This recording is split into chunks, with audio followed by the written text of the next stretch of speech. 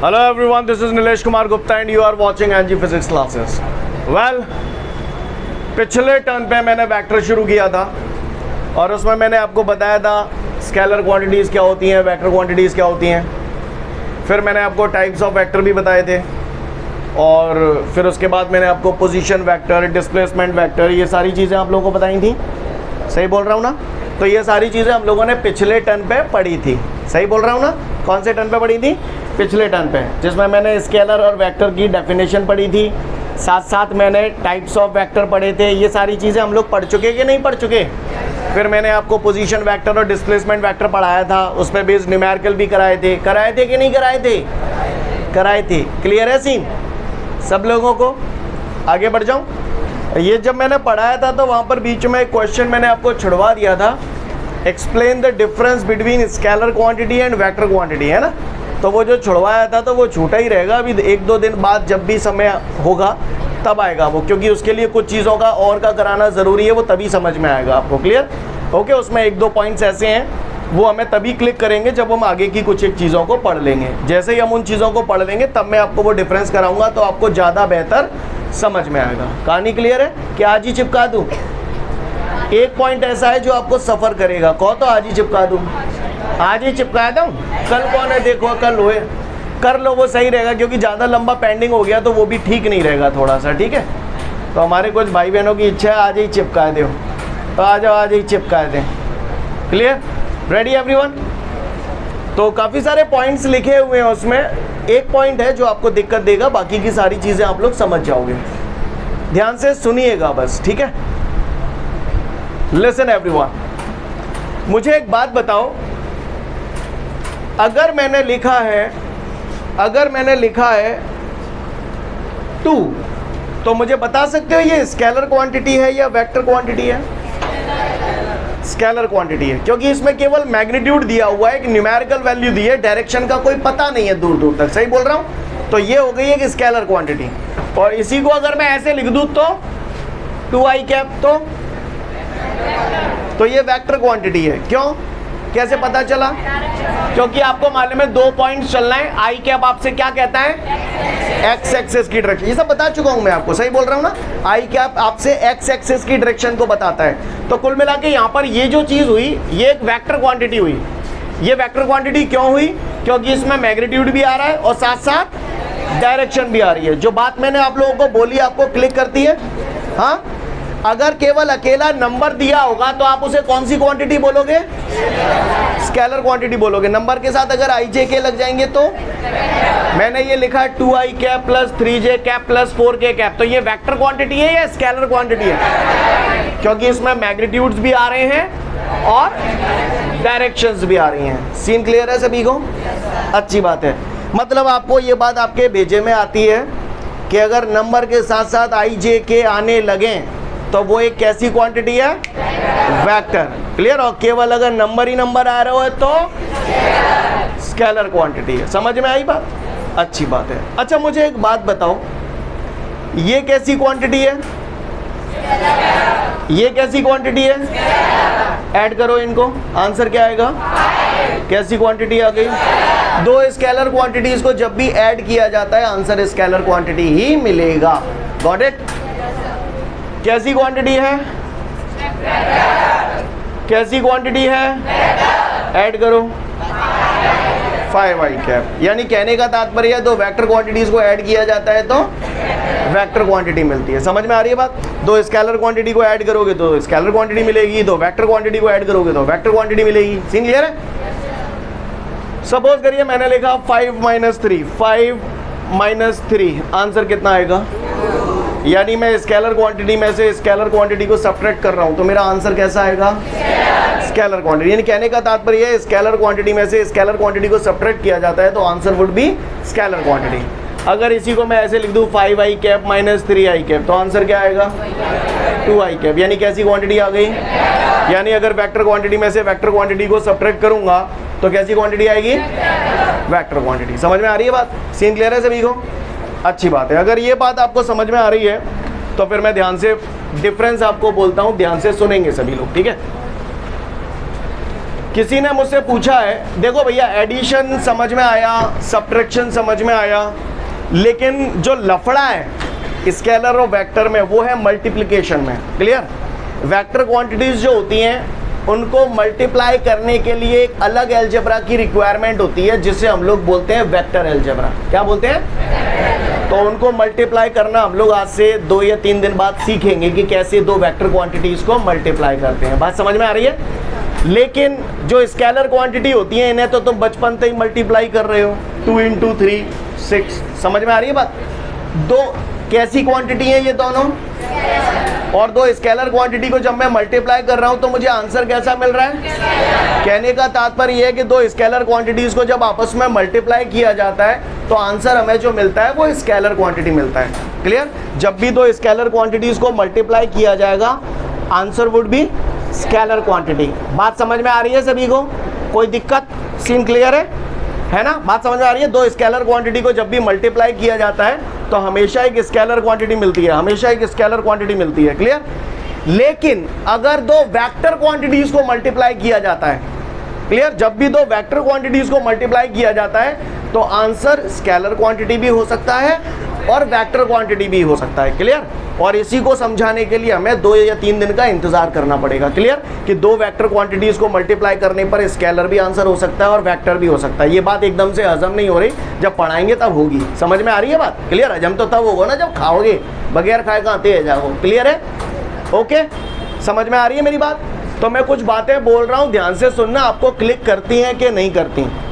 Question है हमारे सामने, explain the difference between scalar quantity and vector quantity. क्या पूछ रहा है? Explain the difference between scalar quantity and vector quantity.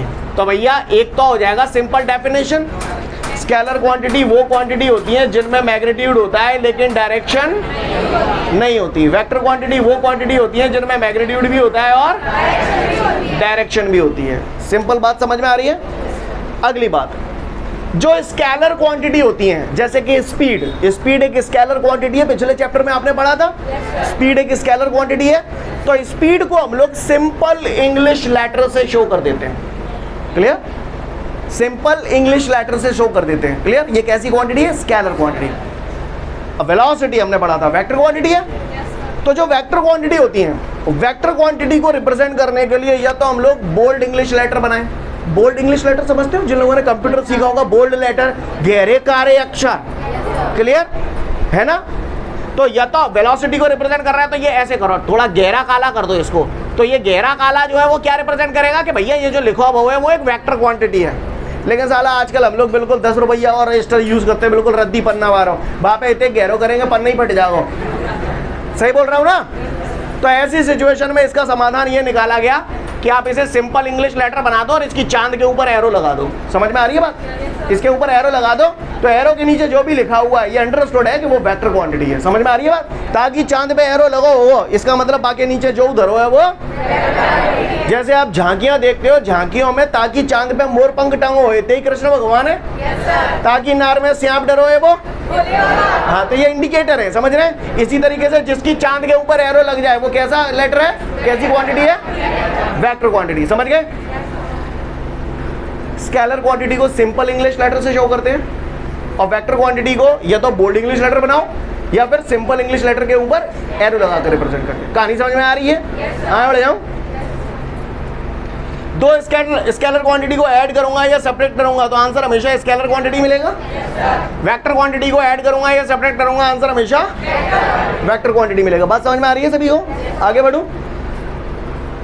Scalar quantity को मल्टीप्लाई और डिवाइड हम लोग सिंपल अर्थमेटिक मेथड जो बचपन से पढ़ते आ रहे हैं उससे करते हैं। क्लियर?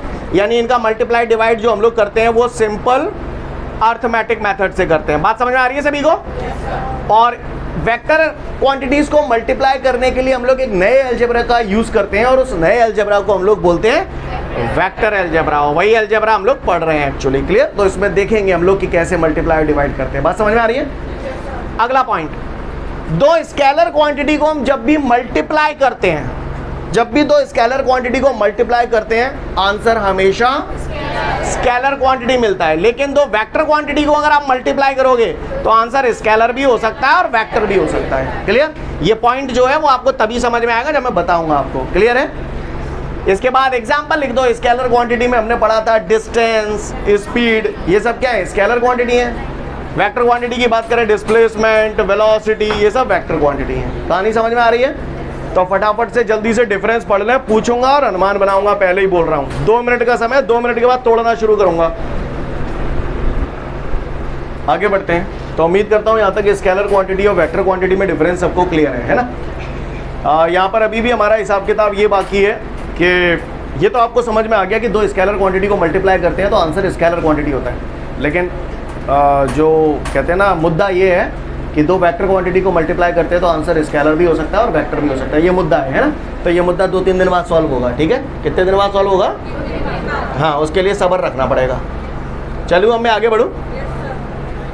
अच्छी बात है। अगला इसके बाद हमारे को एक नोट दिया हुआ है। नोट में मोहसिन जो कह रहा है कि अगर ए वेक्टर बराबर A1i cap plus A2j cap plus A3k cap clear हो तो इसका lesson a vector is equal to A1 vector plus A1i cap plus A2j cap plus A3k cap हो। ये वेक्टर क्वांटिटी लिखी है। अब इसके मैग्नीट्यूड को हम लोग इस फॉर्मूले से निकालते हैं। मॉड ए वेक्टर बराबर, ए वेक्टर पे अगर मॉड लग जाए, इसको मॉड्यूलस का साइन बोलते हैं। शायद आप लोगों ने मैथमेटिक्स में पढ़ा हो। क्या बोलते हैं इसे?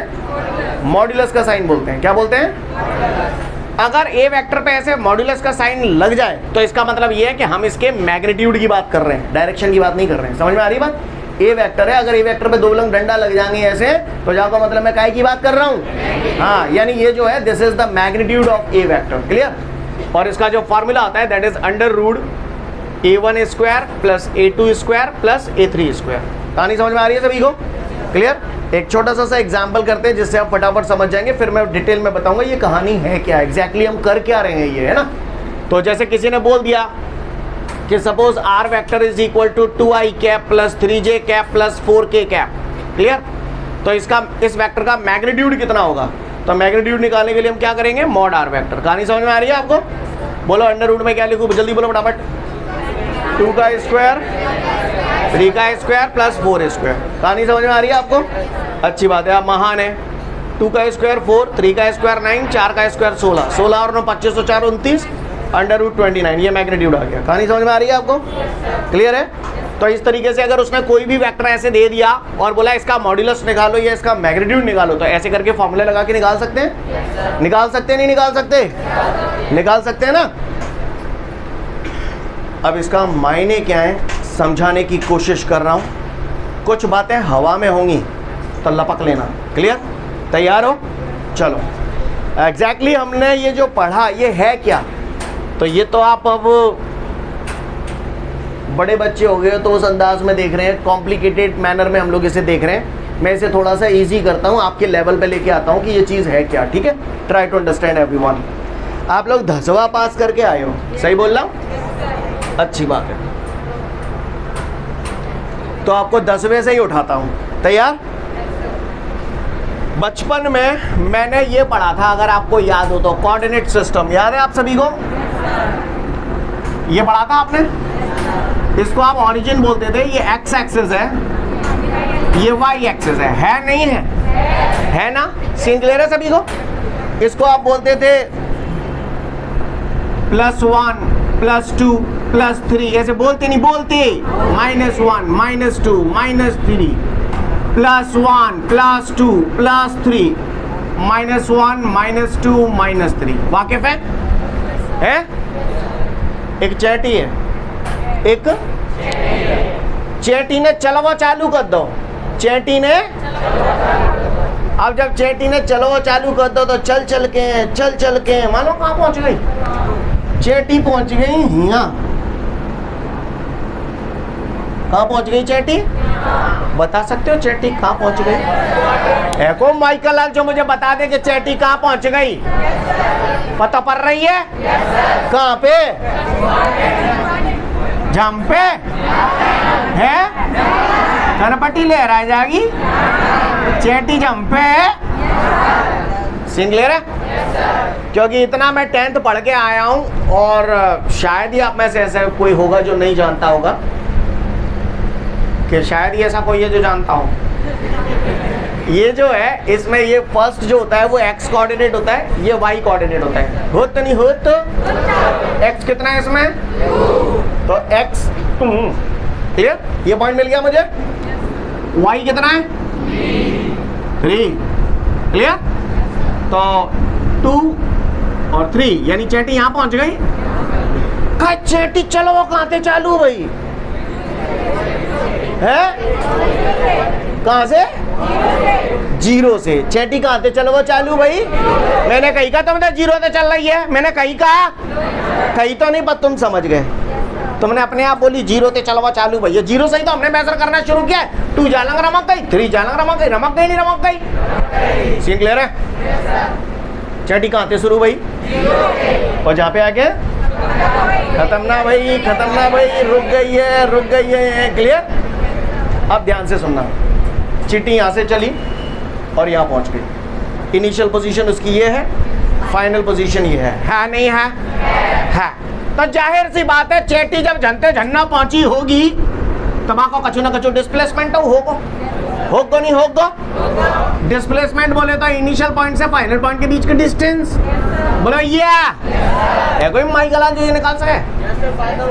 हाँ, तो ये डिस्प्लेसमेंट अगर मुझे निकालना है तो मैं पाइथागोरस थ्योरम जानना हूं। मैंने बचपन में पढ़ो J2 बोलो जे कितने गए?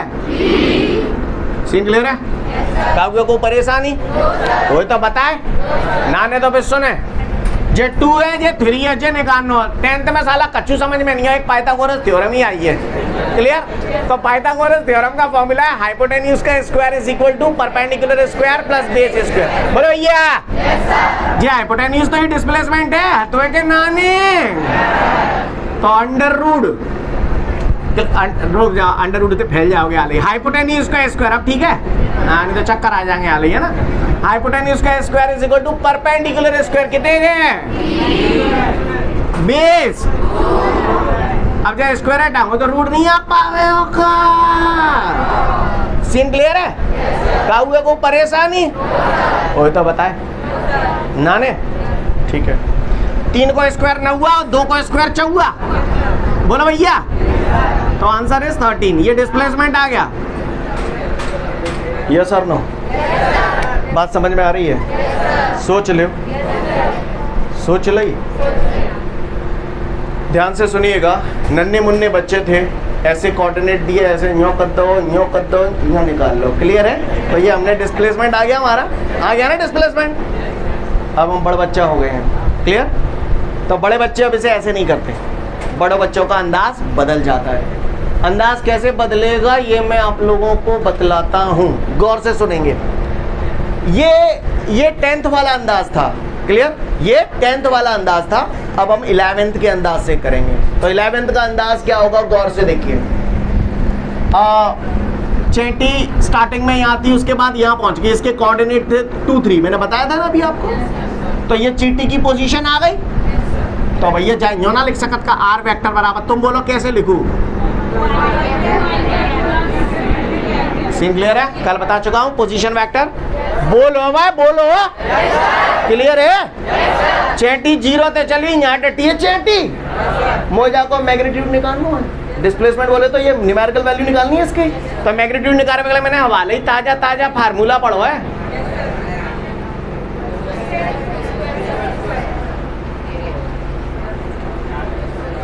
कहानी समझ में आ रही है? क्लियर है? तो ये मैग्नीट्यूड निकाल लिया, यानी मैंने क्या निकाल लिया? नहीं, यही बात समझ में? सोच लो, सोच ली, समझ गए? ये आसान है, ये आसान है, ये आसान है क्योंकि बचपन से पढ़ा है कमीना, इसलिए तुम्हें ये आसान लग रहा है। समझ गए? काहे आसान लग रहा है? बचपन से पढ़ता आते। क्लियर? तो अब चले। अब ये तो सरल सो तो तुमने यार बताऊ दो। अब बताइए हैं, बताइए हवा में बातें होंगी, तुम पहले समझ ही जाओ। बताए की बात तो बहुत बाद में। जन्नो क्लियर है? जन्नो क्लियर है? चलूँ आगे? अच्छी बात है, आप महान हैं। मैंने यहाँ पर डिस्प्लेसमेंट निकाला, हो सकता है काफी सारे भाई बहनों को ये आसान लग रहा हो, ये थोड़ा सा टफ लग रहा हो। जब जब मैं तीसरा कोऑर्डिनेट आ जाएगा तो वाट लग जाएगी तुम्हारी। क्लियर है? आओ आइए। चेटी हतनाने अब मक्खी है, वो है चूतियों की तरह रिएक्ट मत करना, हा हा ही हु मत करना। स्टार्टिंग चीजें हैं, बेसिक्स हैं, जितना बेहतर समझ में आएंगे आगे का फासला उतना ही आसान होगा। क्लियर? अदरवाइज दिक्कत आएगी। अब भाई तुम हंस रहे हो, साल भर बाद में हंसेंगे आगे चूतियां दोबारा। क्लियर? लिसन एवरीवन, अगर आपको मेरी ये बात समझ में आ गई तो यही कहानी अब मैं दोबारा कर रहा हूं बेटा। Try to understand everyone. Clear? फिर से जैसे मैंने अभी दो तरीके से इसको बताया, फिर से दो तरीके से बताऊंगा, गौर से देखें। चींटी है? चींटी नहीं है, चींटी तो गई, मक्खी है। चींटी तो मार दी तुमने बात टाइम पे। मक्खी है, मक्खी के कोऑर्डिनेट बताओ, मक्खी कहां पे है? चोरा। लिसन एवरीवन, 3 जाओ का मतलब जालंग है नहीं है? कहाँ है गए? जालंग है गए, ठीक है। जे गो त्याग 3 का हुआ को परेशानी? चौवा 3। बोलो भैया, यहाँ आएगो? समझना, हवा में बातें होंगी, लपक सकते हो तो लपक लो। क्लियर? ध्यान देना। पंजा, अब मालूम है x axis, y axis, z axis. X axis ये रहा, वाई एक्सेस ये रहा, जेड एक्सेस ऐसे। ये कौन सा? पॉजिटिव जेड एक्सेस या नेगेटिव जेड एक्सेस? और अंदर नेगेटिव जेड एक्सेस। तंत्र पर रो न पर रो? पर रो। तो मक्खी कहाँ है भाई? यहाँ है। 3 4 है गए, 5 पे मक्खी कहाँ है जाएगी? मक्खी मक्खी के तो यहाँ उड़ रही होगी, मक्खी की तुमने कहता हूँ यहाँ उड़ रही होगी। बोलो भैया, हवा में बातें हो रही हैं, समझ में आ रही है बात? मक्खी थोड़ा ऊपर की तरफ आ गई बोर्ड के सरफेस से, आई नहीं आई? को आ गई? हाँ। अब मुझे यूँ पूछ रहा है, what is the displacement of the मक्खी? What is the displacement of the मक्खी? Got the question everyone? Question समझ में आया सभी को? लिसन एवरीवन, तिर्री जे है गई, चौवा जे है गो, अब पंजा आ जाओ न्यो में। ये देखिए गौर से, 5 आ जाएगा ऐसे। हवा में बातें हो रही हैं, निकाल लो डिस्प्लेसमेंट। संज्ञान होने का तुम पे तो गारंटी है। क्लियर? अब देखना, अच्छा जो सीन बना रहा हूं बोर्ड पे आपको समझ में आ रहा है? समझ में आ रहा है आपको? लिसन एवरीवन, 1 मिनट, मैं कछु ना कर सकता। 1 मिनट,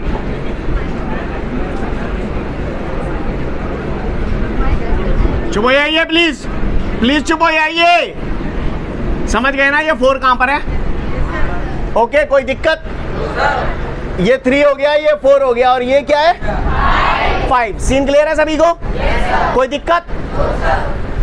इस पे मैंने थोड़ी देर के लिए लिख दिया, ये कितना है? 5 दिखाई दे रहा है आप सभी को? क्या लिखा हुआ है? ये 5। अब ये 5 है कैसे? ऐसे। सीन क्लियर है? अब मोए निकालनो का है, का निकालनो मोए, का निकालनो मोए, निकालू? गौर से देखिएगा सब लोग, कमीनो ही तय देख लो, पागल से हो। डिस्प्लेसमेंट निकालना, तो डिस्प्लेसमेंट क्या हो गया? इनिशियल पॉइंट ये है, और पहुंची कहाँ है मक्खी? जिरई। तो मुझे डिस्प्लेसमेंट निकालना है, तो डिस्प्लेसमेंट यहाँ पर कितना होगा? गौर से देखिए, यही तो होगा। बात समझ में आ रही है सबको? बातें हवा में चल रही कमीनो। इनिशियल पॉइंट 0 और फाइनल पॉइंट 0, तो यही तो डिस्प्लेसमेंट होगा। अब ये निकालू कैसे? कैसे निकालू? तरीका पहले मैं जाए निकाल लेता हूँ, ठीक है? ये 3 है, ये 4 है, तो पहले जाए निकाल लेता हूँ। तो हाइपोटेन्यूज का square is equal to perpendicular square plus square हटेगा, रूट आ जाएगा। 4 को स्क्वायर 16, 3 को स्क्वायर 9। ठीक है। 25 का स्क्वायर रूट 5 डायरेक्ट कर दूं? हद दूं नहीं हद दूं? कहाँ है गोजे? 5, ये 5 ये आया है, ध्यान रखना, ये 5 ये आया है। अब समझना, ये 5 और ये 5, ये वाला 5, ठीक है, मिटरी को तो क्लियर। ये 5 और ये 5 में निकालना चाहिए, तो फिर से लग जाएगी पाइथागोरस। बोलो जहाँ में हाइपोटेन्यूज को है गो जो, हाँ ये डंडा या रॉड है, क्लियर है ना। तो ये हाइपोटेन्यूज निकालना, तो हाइपोटेन्यूज का square is equal to perpendicular जहाँ में कितने गए वो? हाँ समझ गए तुम, बेस कितने गए वो?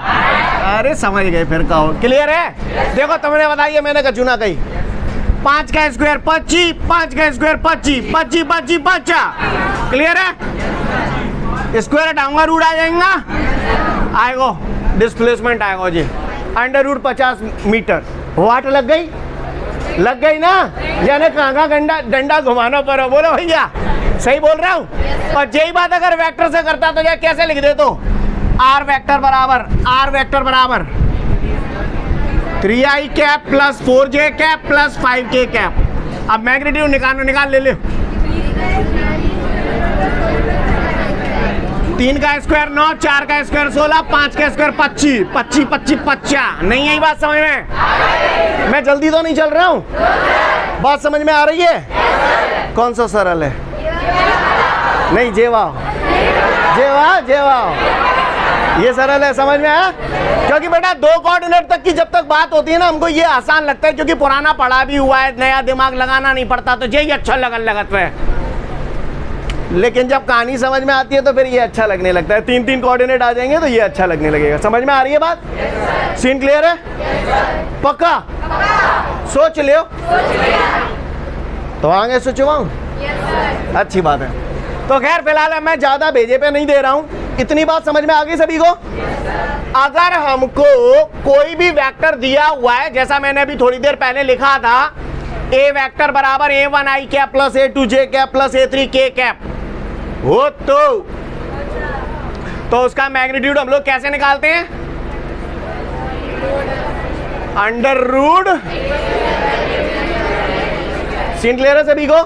वही नोट में लिखा हुआ है, एक बार पढ़ लो, फिर आगे की बात करूंगा आपसे। ये एक बॉक्स मैंने आपको दिखाया है, बॉक्स क्या है? खुला आसमान समझ लें इसको, क्लियर। और यहां पर मैं खड़ा हुआ हूं, क्लियर, और यहां से अपन पतंग उड़ा रहे हैं। क्या उड़ा रहे? क्या उड़ा रहे? आओ, क्या उड़ा रहे? आओ।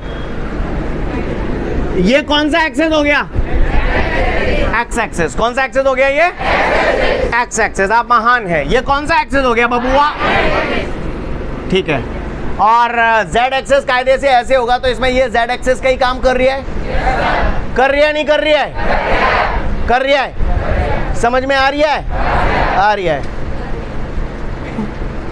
अच्छा, मैं आपकी अंडरस्टैंडिंग चेक करने के लिए मैंने इसे नॉमिनेट कर दिया है, ABCD EFGH, ठीक है। अपन उड़ा रहे ले पतंग। क्या पतंग उड़ाई है कभी जिंदगी में? आए नो ये देखी है, उड़ाई हुए उड़ाए तो तुमने अच्छे दिए नहीं। लिसन एवरीवन, अगर पतंग वाकई आपने उड़ाई है, ये एक्स एक्सेस हो गया, ये वाई एक्सेस हो गया, and this is z axis. Look everyone, मेरी जो पतंग है उस पतंग की पोजीशन आपको बता रहा हूं।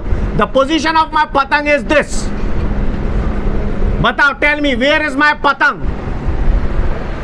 डोमिनेट मैंने इसीलिए किया जिससे आप मुझे बता सकें कि मेरी पतंग किस पोजीशन पर है, कौन से पॉइंट पर है। बता भैया, कौन सा बतावेगा मुंह पे थी? अगर आपका आंसर ए है तो 1 उंगलिया, बी है 2, सी है 3, समझ गए ना? तो बताओ भैया पतंग कौन सी पोजीशन पे है? ए पे है, बी पे है, सी पे है, डी पे, ई पे, एफ पे, तापे लगे तापे बताओ। डी पे है। कौन सा ये डी वारो? कौन सा ये डी वारो? हाँ, डी वाले ही सही है, clear. D is the right answer. कमीनो 3i कैप कहाँ पहुंच गो? एक्स एक्सेस की तरफ 3, 4J कैप जी आएगा। बोलो, समझने की कोशिश तो करो, पागल है या तो। 5K कैप तो जहां उड़ रही है पतंग, नहीं आई बात समझ में? अगर मैंने पतंग का पोजीशन ये दे दिया तो दे दिया ना।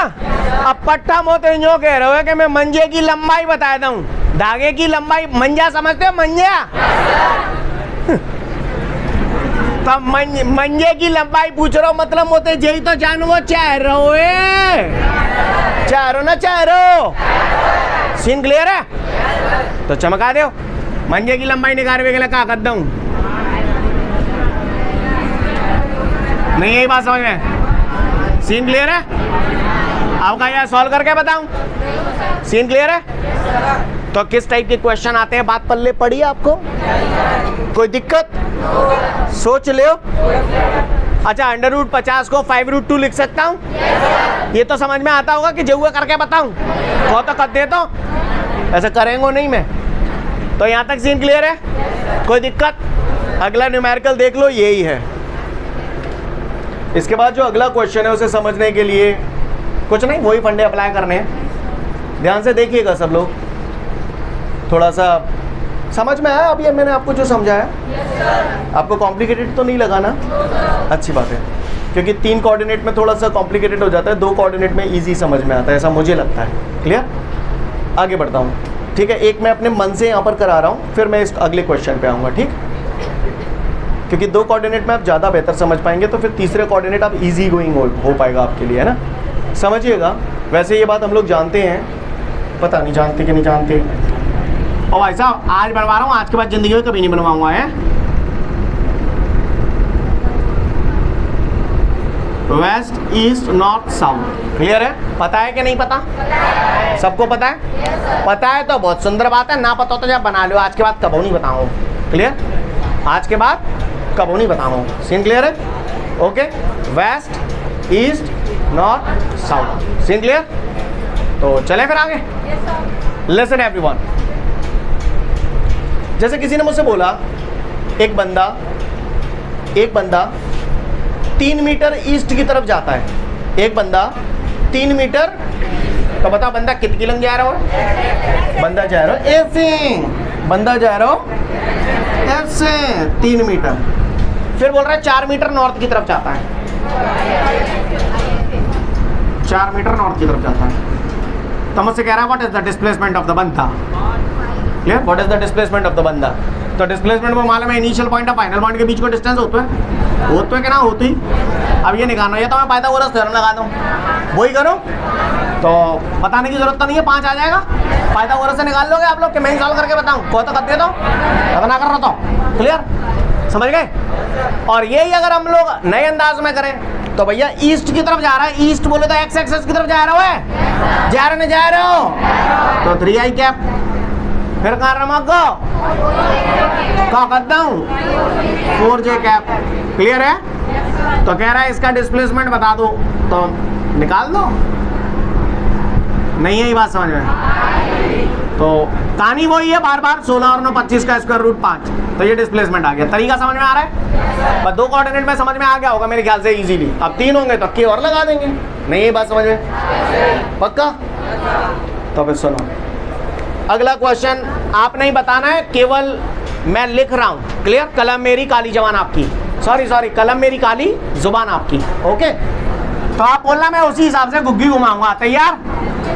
देखिए ना, बताइए क्वेश्चन में मोते जो कह रहा है, if a person is moving 7 metre towards east, 7 metre towards east, बताओ कितना ले जाओ? एफ है ना? 7 मीटर टुवर्ड्स ईस्ट, बताओ बोलो क्या लिखूं इसे? 7i क्या? सीन क्लियर है? फिर आगे मुझसे बोल रहा है 7 मीटर टुवर्ड्स ईस्ट के बाद 4 metre towards west. Come on, 4 metre towards west. कैसे ले आओ? 4 मीटर टुवर्ड्स वेस्ट। यहाँ आएगा? आया नहीं यहाँ? क्या लिखूं? जोर से, ये 7 मीटर तो ये है वो पूरा, अब ये 4 मीटर जा लंग आएगा। समझ में आ रहा है ना आप सभी को? तो क्या लिखूं? क्या हुआ को परेशानी? समझ गए? ठीक है, 4 metre towards west and then 4 metre towards north. 4 metre towards north, बोलो या कितने को, हाँ बोलो या, तो ये 4 मीटर टूवर्ड्स नॉर्थ, क्या लिखूं 4j कैप। सीन क्लियर है सभी को, किसी को कोई परेशानी हो तो बताए। फिर उसके बाद बोल रहे हैं then what will be the displacement of the person, ready, चलो निकालो 7i cap minus 4i cap plus 4j cap, निकाल लो इसका मैग्नीट्यूड। समझ में आ रही है बात? 16 और 9 25, 25 का स्क्वायर रूट 5। क्या मैं उम्मीद करूं हम लोग समझ पाए? बोलो भैया, क्या हुए को परेशानी? तो देख लो फटाफट इसका सॉल्यूशन, फिर अगली बात पे आऊंगा। समझ में आ रही है बेटा सभी को? ऑनलाइन वालों समझ में आ रहा है आप लोगों को प्रॉपर? ठीक है, देखो फटाफट फिर आगे बढ़ूंगा। अगला क्वेश्चन मुझसे बोल रहा है find the unit vector for a vector is equal to 2i cap plus 3j cap plus 4k cap. इसके लिए हमें यूनिट वेक्टर निकालना है। आपको याद है कल आपने यूनिट वेक्टर पढ़ा था? यूनिट वेक्टर को हम लोग कैप से डिनोट करते हैं। कैसे डिनोट करते हैं? कैप से।